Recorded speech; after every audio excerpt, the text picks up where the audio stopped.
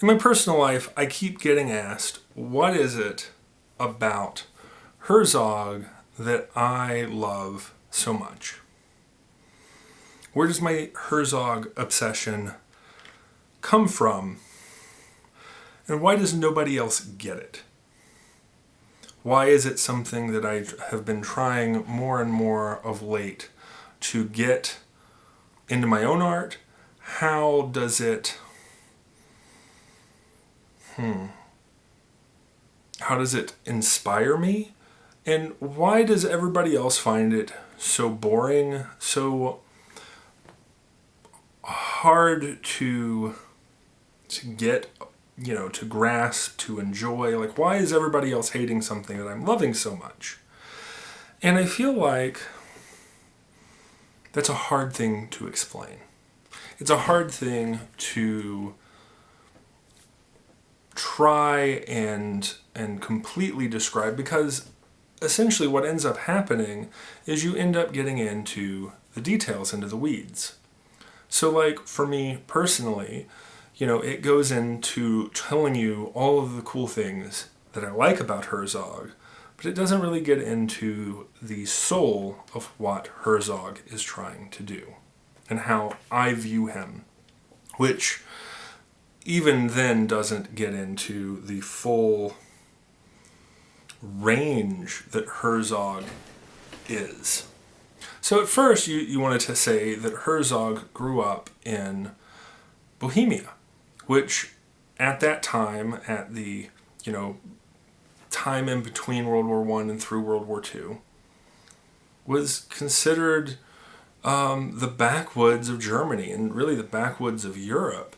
They didn't have electricity or running water. They didn't grow up on television culture. It's a very agrarian type of lifestyle, which really we all have in us. Like every culture stemmed from an agrarian background.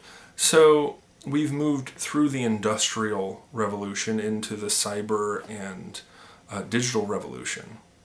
But before that, there was agrarianism. There was this idea of we all came from clans, we all came from communities that were smaller. And while bigger cities existed back then, there was a much tighter parasitical, symbiotic relationship between cities and the small towns. And small towns were not looked down upon as much because we understood that they were necessary, and we understood where music came from, and it was the idea of the soul that we were. What is humanity aspiring to do and be at its base level? So the first thing that you have to do in order to get to that place is to take away all of the presuppositions of modernity from humanity and almost make us animalistic. And then, once you've kind of created this agrarian beast of humanity, you can then break down to the philosophical meditations of that humanity that make it different from an actual animal. Like, what makes us different from the animal? And it almost becomes a spiritual meditation, even though I don't actually know of Herzog having spiritual beliefs of his own. And I feel like it is much more akin to the search for knowledge, the search for what is existence, what is humanity, but without really getting into the more professorial university type ideas, which isn't to say that he is not well educated. It stems more from the idea of you would find these things out eventually through reading and through your own desires. So I feel like for me, I can very much relate to this in the sense that I was very intelligent. I was fairly well educated, but my education doesn't stem from a teacher sitting me down and teaching me this is how to think. It stemmed from the idea that I grew up in a library.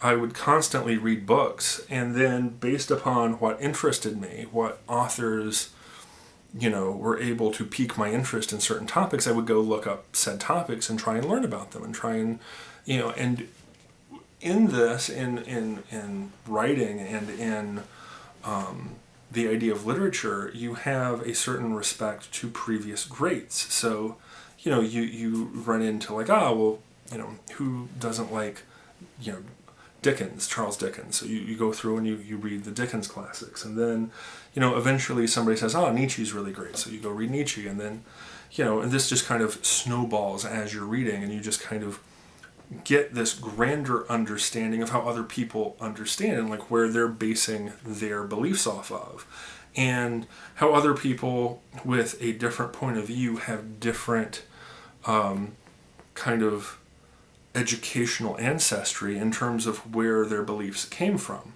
And you kind of understand both sides of an issue and of a divide. And I don't see that happening in modern education systems. Because now it stems from the idea that everything old is wrong. Everything that came before is fundamentally flawed and racist and bigoted. So we're going to come up with this new grand culture, this new grand utopia, which I feel like is anything but. And I feel like where we're going as a culture stems from this idea that it's this scientific experiment. But here's the problem with scientific experiments is that scientists are always trying to play God. And when you do that, when you're constantly poking and prodding at a society to see what it will do, it's because we don't know what a society will do. When we introduce new criteria and new ideas and new morals, and we're like, this is the new ideal, and then society ends up blowing itself up, and we're like, we didn't know that would happen, because that's actually what scientific tinkering is like you're always trying to figure out, well, what are the edges? Where are the parts to this that we cannot cross? Because we really don't know. I mean, we know some things, but we don't know all the things. So as we're tinkering and we're trying to improve and we're trying to create a scientific experiment on humanity to see where its edges are and see how to improvement, of course you're going to make mistakes. Of course you are. And of course, if you're not doing that, and if you're not trying to play God, and you don't care if you're disrupting something as important as what will our children do, and what will our children think, and will they survive? When you get away from that, of course there's going to be pushback. Of course there is going to be a conservative movement to say, hey, let's conserve the things that we know work. They might not be perfect, and there might be things that you consider problems that stem from them. However, we know that they've worked for as long as we've recorded them being done, which is thousands of years. So if it's worked for thousands of years, why are we throwing the baby out with the bathwater and trying something new that's unproven? It feels like the idiocracy of saying, like, Mondo has the electrolytes that plants crave. Like, we figured out a better thing for plants, but then when the plants start dying, we're not allowed to voice our concerns and be like, hey, maybe this new system isn't as perfect and as utopian as we thought that it was. I know I'm getting on a side tangent that isn't necessarily about Herzog, but I feel like even though what he's doing is humanitarian and humanist as the New Age kind of concept, he harkens that back to an older understanding of what humanity was. So one of the things that you're not going to see or hear from Herzog is modern music, pop music, rock music, because it comes from this very digitized, very modern idea of what culture and music should be. It doesn't actually stem from the soul. There is this pretense that we need to create from, that like, you're going to make a rock song. Okay. So we're now talking about modern life, or let's do a pop song, like a Taylor Swift song, which I feel like in the Herzogian mode of being is the worst thing you could possibly create, because now you're singing about modern life, which is itself its own weird concept that you're trying to fit into. So we're talking about modernity, we're talking about modern invention, we're talking about living in modern invention, and maybe being happy or sad about the modernity. But again, like, we're not really understanding the basis of where these complex social structures came from. So,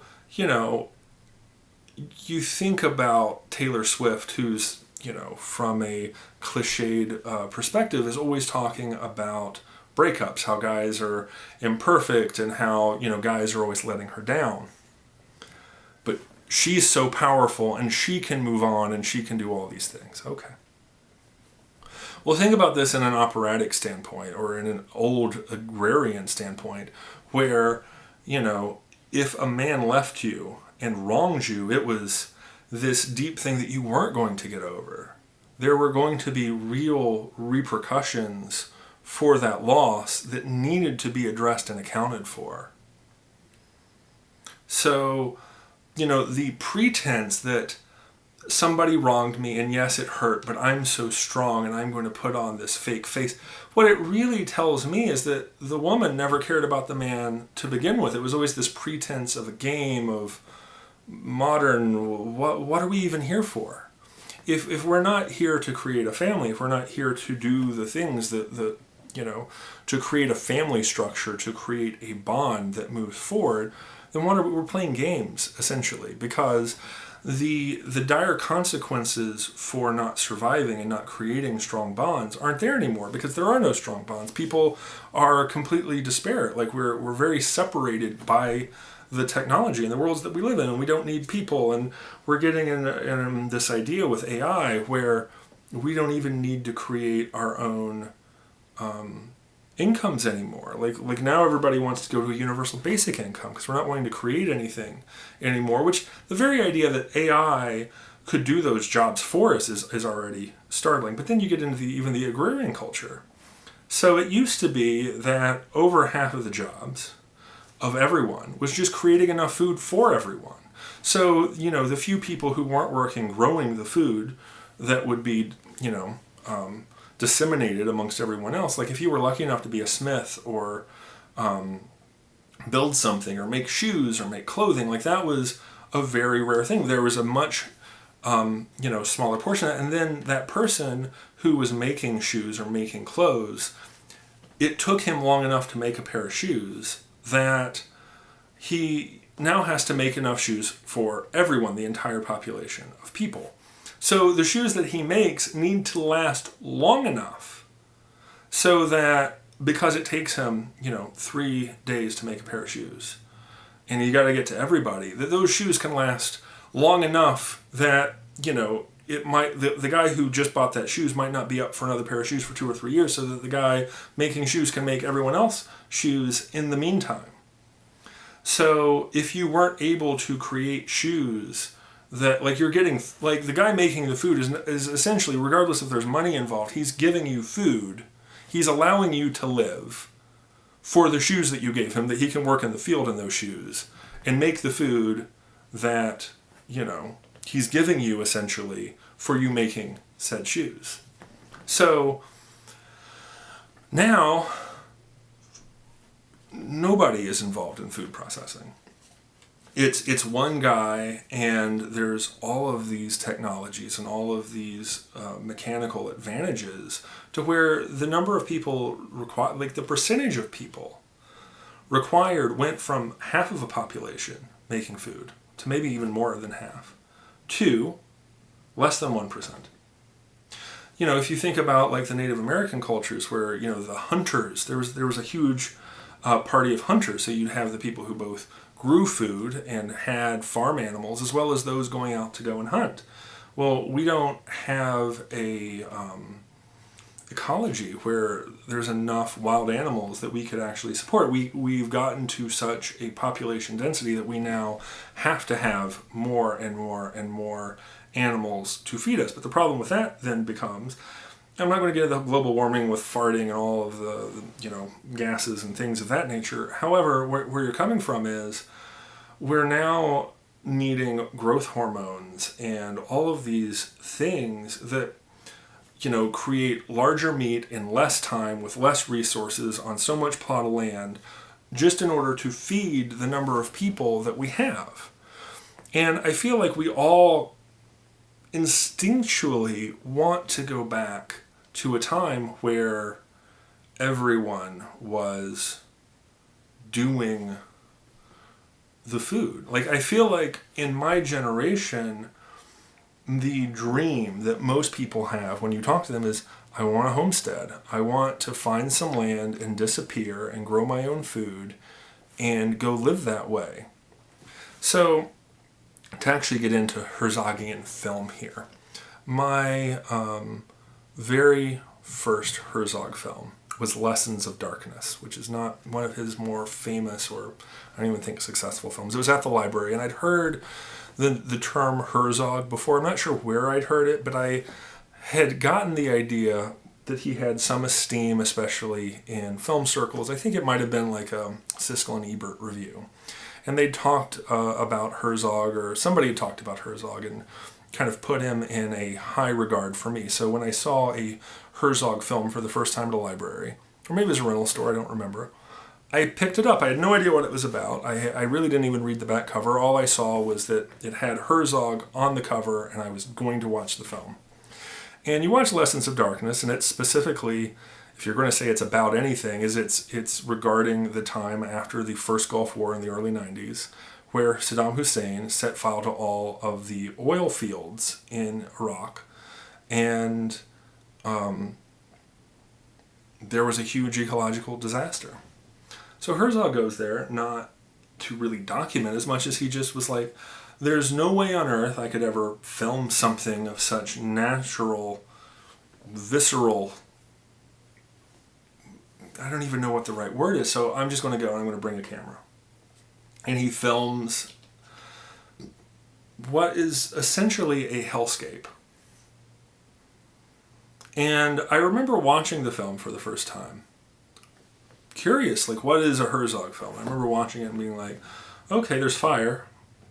I get it, there's fire. What's the point? What's the narrative structure that you're going to get? And I remember watching that for like 20 minutes, waiting for it to get good. And then thinking like, it never did. But not turning it off. So I'm sitting there watching it, and nothing's really happening in a narrative way. Like, there's nothing building to another thing. It's just a natural process of oil being on fire, and there's people who are having to deal with said fire. They're dancing with the fire, as it were.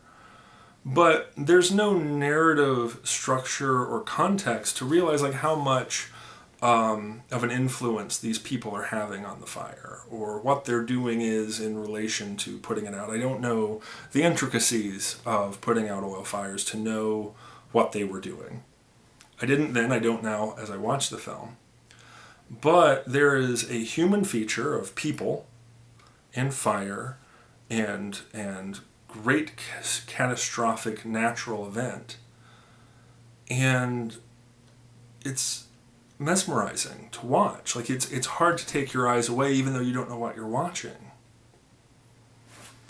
And there's a reality to it, but there's also a lack of reality because you don't feel like you're afraid of the fire, though it is a hellscape, as natural, as close to our idea of hell as you will probably ever see.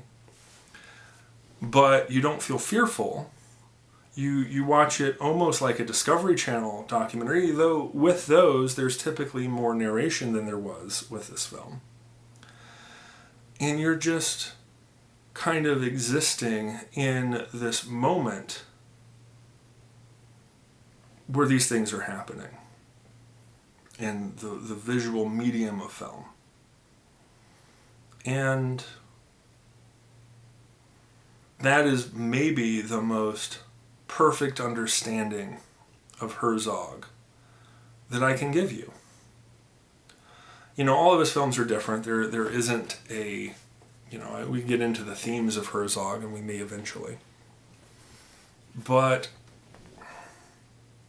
it's this idea that it saps you out of what most narrative film structure is trying to suck you into, which is cliffhangers. And, you know, I feel like I remember when Netflix was first putting out their their original content. House of Cards was the first, and there was a horror show. I don't even remember the name of it. And it was trash. I didn't care about any of the relationships. I didn't care about what was happening. You know, I wasn't invested. I wasn't feeling anything from the show. But it was constantly designed to put you on edge of what's going to happen next, even though it's teaching you very rapidly that what happens next doesn't matter. It's just this dopamine suck that is as artificial as humanly possible. And when you watch Herzog, whatever that is, the reason why we become, you know, television, plop on our couch and waste our lives away, whatever that is, whatever, you know, addiction that is, Herzog is the closest I have found in digital form that is a cure for that. And it's not like you watch one film and you're cured. I'm not trying to say that. But seeking that out is the antithesis of seeking the easy dopamine rush of the video games. And here's the thing, like even video games now is like, here's a quest, and the quest is pointless, but it's just literally telling you in an open world to go from here to there, and you spend an hour and you walk there, and then you hand a guy a thing, and oh, you got the reward. Perfect, and you're trying to get to 100% completion, even though you're not really enjoying the process, but it's something to do, and it tricks you into the dopamine repetitive, what are you doing with your life? Like, what is the purpose of that life, of that lifestyle at all? Herzog is about what are you aspiring to? As a human being, what's going to make you happy? What is going to make you feel complete and have purpose? And while I wouldn't necessarily look for Herzog for religious connotations, in fact, I think there's some very amoral aspects to him, it is not intellectually damned in the sense that it's unfair. Like he's trying to, it's intellectually honest. It's emotionally honest. And it's not